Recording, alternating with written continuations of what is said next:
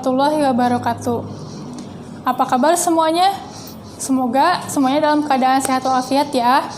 Nah, hari ini saya akan menjelaskan mengenai materi pola makan sehat, bergizi, dan seimbang.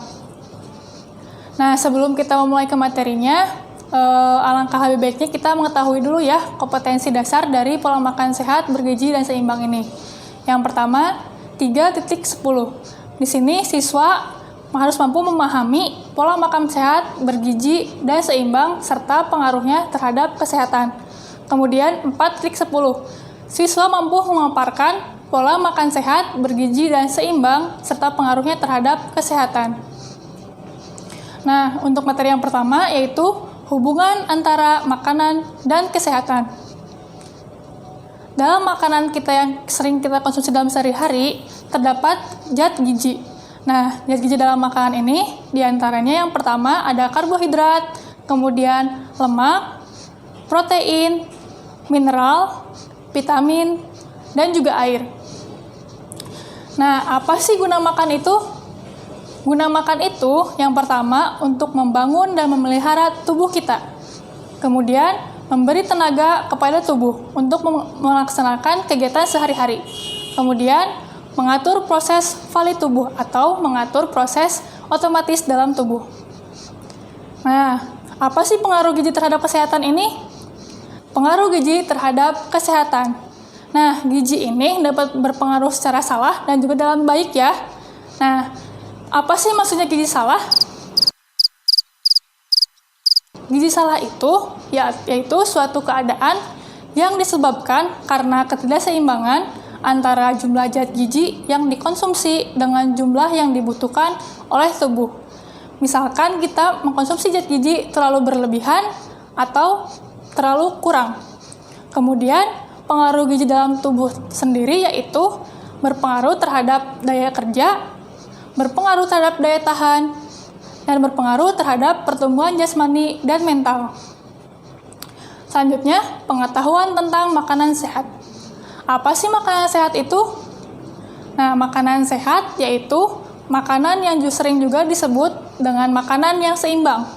Di dalam menu atau susunan hidangan kita sehari-hari, mengandung semua zat gizi yang diperlukan oleh tubuh dalam jumlah yang memenuhi kebutuhan.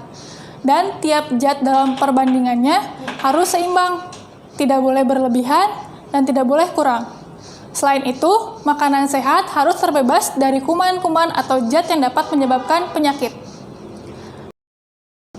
Guna zat gizi.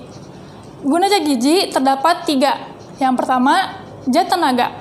Nah, dalam zat tenaga ini, apa sih yang dapat makanan yang kita bentuk dalam zat tenaga? Yang pertama, karbohidrat. Nah, karbohidrat itu apa aja sih makanannya? Nah, yang pertama itu adalah contohnya nasi.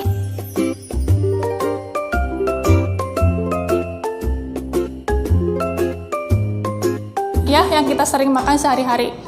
Kemudian ada juga jagung, ubi, ataupun sagu. Kemudian yang kedua adalah lemak. Lemak dapat ditemukan dalam alpukat, yogurt, ataupun minyak kelapa.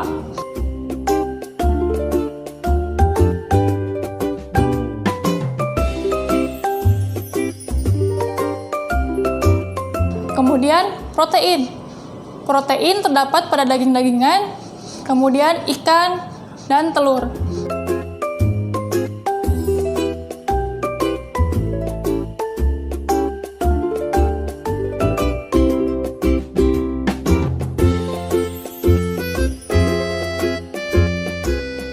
Nah, yang kedua ada zat pembangun.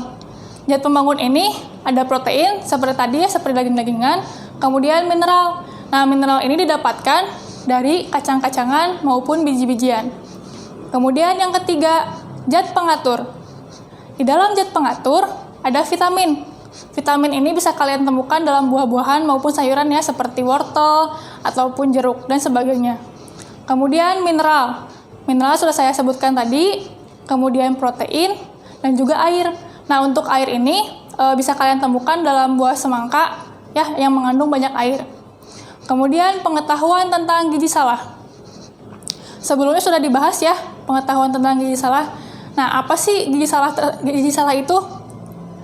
Nah, gizi salah yaitu tadi karena kekurangan gizi maupun mengonsumsi kelebihan gizi. Nah, sedangkan penyakit-penyakit yang dapat ditimbulkan dari gizi kurang diantaranya kurang kalori protein atau KKP.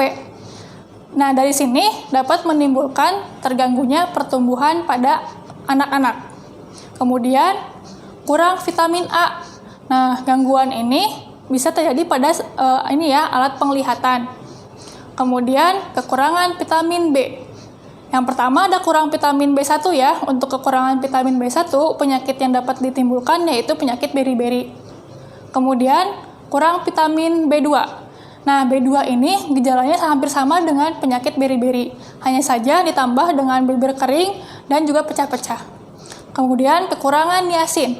Kekurangan niacin ini dapat menyebabkan penyakit pellagra.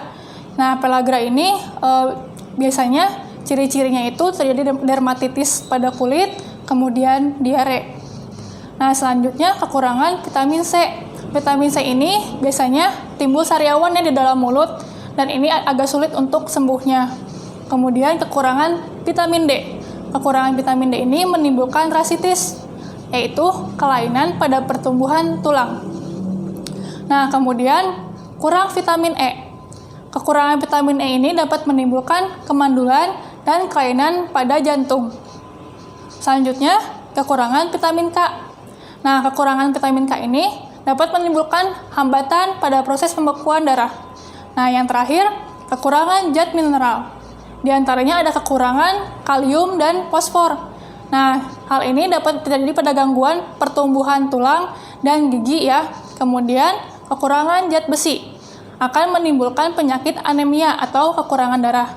Nah, yang terakhir, kekurangan yodium dapat menyebabkan penyakit gondok. Selanjutnya, usaha-usaha perbaikan gizi yang telah dilakukan di Indonesia.